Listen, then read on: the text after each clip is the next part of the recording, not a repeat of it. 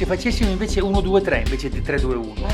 È uguale, cioè mi viene meglio. Ma però. sì, dai, allora Vabbè. facciamolo. Sì, allora 1, 2, 3. Ah no, potremmo fare anche 5, 6, 9. Sì, no, era 4, 2, 6, 9, insomma 4, 2, 6, 9. Sì, tac! Da. Allora, TG del turismo, Sì. si usi Patrizione uso, eccetera. La Toscana è tutto un infinito ed eterno palcoscenico. Sì. E infatti il Grey Cat Jazz Festival, alla sua 46esima edizione, tra luglio e agosto, spazia tra le province di Grosseto, Livorno e Pisa, passando per la Maremma, dalla rocca pisana di Scarlino alle miniere di Ravi Marchi, dalla rocca degli Alberti di Monterotondo fino al castello di Montemassi, trasformati tutti in scenari naturali di spettacolo e musica con concerti, nuove produzioni e grandi protagonisti della scena jazz, insieme però a giovani talenti e a progetti originali. Il tutto è organizzato dall'associazione Music Pool, dalla regione Toscana, dal Ministero della Cultura, dalla Fondazione CR Firenze e naturalmente dai vari comuni coinvolti. La Toscana, tutta un eterno palcoscenico. Questo è vero, è verissimo, verissimo, verissimo.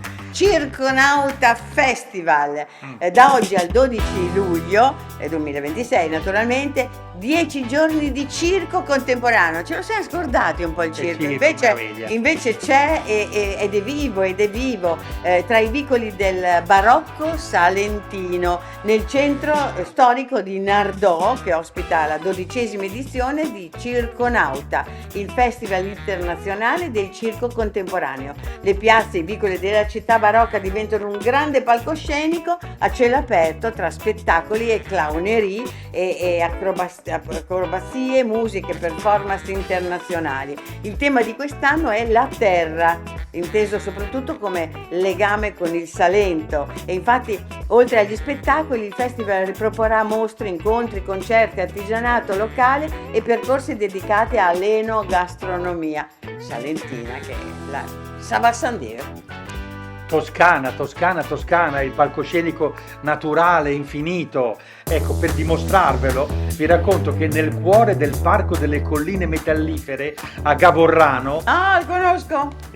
torna l'estate al Teatro delle Rocce, sì. È uno dei luoghi più scenografici della Toscana, in effetti. Sì. Allora, ricavato all'interno della ex cava di San Rocco, sì. C'è questo palcoscenico e il cartellone, curato da LEG Live Emotion Group, propone tra gli altri The Colors il 4 agosto, Metempsicosi il 5 agosto, Francesca Michelin l'8 agosto e poi un tributo a Tina Turner il 17 agosto. Infine, il 20 agosto, Enrico Nigiotti. È un mix di generi diversi per pubblici diversi. Bellissimo, ci sono andata io nelle colline metallifere, è meraviglioso perché tutto è sotto nelle grotte scavate, nelle miniere scavate, e fuori è bellissimo, è tutto verde, è incredibile, non lo diresti mai, ma lì si scava dall'epoca degli Etruschi. Vai avanti. Allora, è arrivato agli Etruschi, ecco.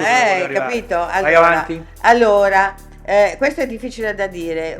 Su Unexpected. Inaspettato. Vuol dire inaspettato Italia, dai, dillo in italiano.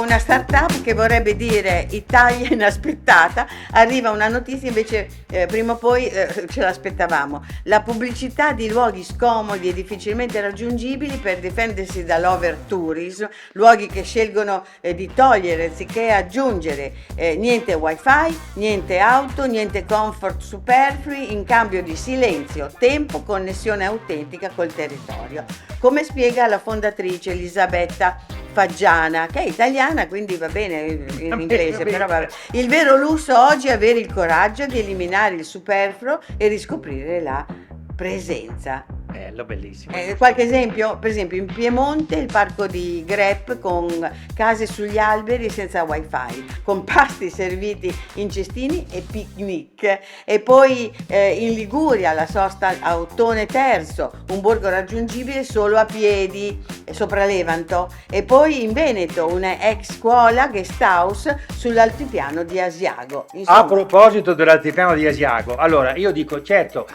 questo tipo di autenticità non è casuale, va coltivata, e sull'altipiano di Asiago lo fanno, e vorrei farvelo vedere. Slow Tour Padano, a bordo del mio Aquilotto ecocompatibile elettrico. Padano, certo, l'Aquilotto ha volato alto, però siamo comunque in una pianura, solo che è una pianura a 1000 metri d'altezza, è l'altopiano di Asiago. Nel territorio dei 7 comuni non esistono castelli di nobili, ville di signori né cattedrali di vescovi, per il semplice fatto che la terra è del popolo e i suoi frutti sono di tutti, come ad uso antico. Mario Rigoni Stern. Che bellezza, che terra! Più di 30.000 ettari di bosco, poi sono tutti i pascoli e qui ci sono 150 malghe che gestiscono questo territorio. Ma questa terra di chi è? Questa terra è degli antichi abitatori, praticamente è dei residenti dei vari comuni. I proprietari di questi terreni sono i residenti, sono infatti dette proprietà collettive.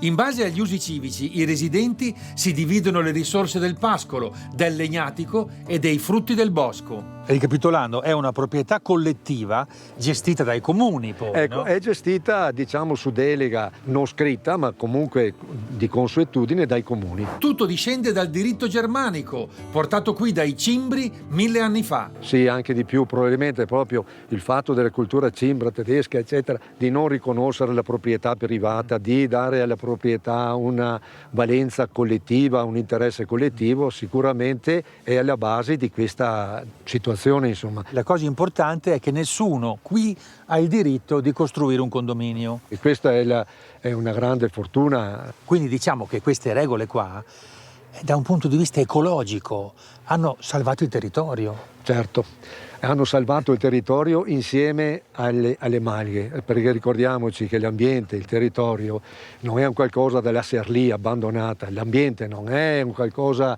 che si dice, boh, guarda, no, deve essere coltivato, dell'ambiente fa parte anche l'uomo. L'uomo e la vacca. Silvia? Silvia?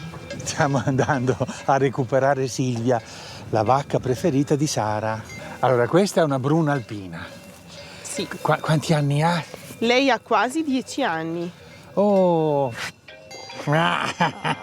Silvia mi saluta con una bella leccata. Che meraviglia che sei! E quanti litri di latte farà in media? 30 litri, 32. Dai, ma è bravissima! Sono Che veramente mangia solo tanti. erba, è brava. Credo che questo si possa definire il famoso prato polifita, cioè con tante essenze, erbe diverse. Certo, guarda, sotto c'è tutta l'erbetta fresca che loro sono qui che cercano ed è pienissima di fiori, di varie essenze e qui proprio mangiano da vere signore.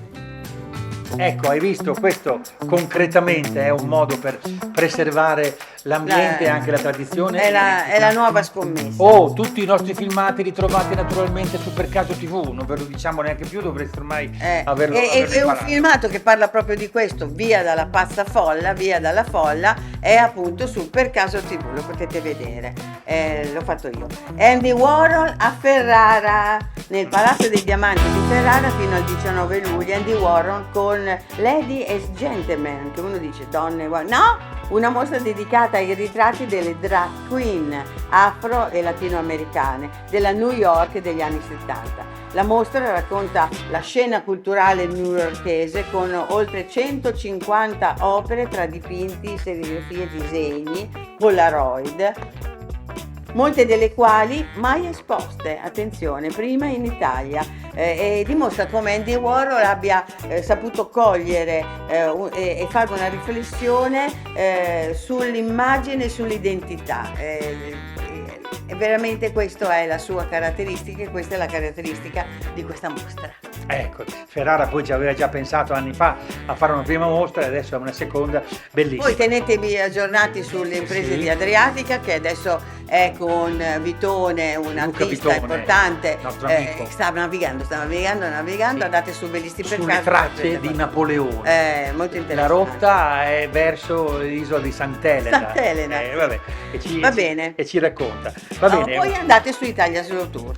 Certo, Stava a Italia Slow sentire. Tour, perché su Italia Slow Tour trovate anche un sacco di cose, di indicazioni, di occasioni, di convenzioni, con Sicily by Car, ovviamente con l'assicurazione Columbus, ma insomma tutte cose che ormai le ve le abbiamo dette più volte. Andateci una volta buona. Esatto, poi ci dite. Adesso che dovete organizzare le vacanze. Ciao. Ciao. A presto.